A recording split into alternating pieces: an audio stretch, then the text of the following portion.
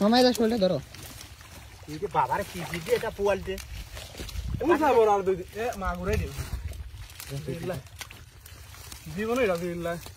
বিশালে মনে হয় মাগুর পিটি দিছি না সেইটা আমি দেখছি শোল্লা দেখ টাইমার দিন ধরো তৈরি ধরো আরে ও শোল ধরে গেল পাঁচতলা তুই না আরো বড় ধর দিলো ছেলেটা পাঁচ চলে গেছে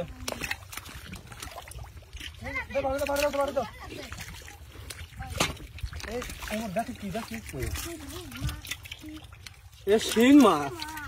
চলে গেছে চলে গেছে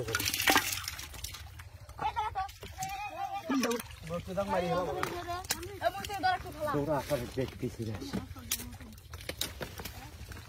এনে না কোনো বিল আছে এই দেখতে ডাল ধরো মুসি ধরো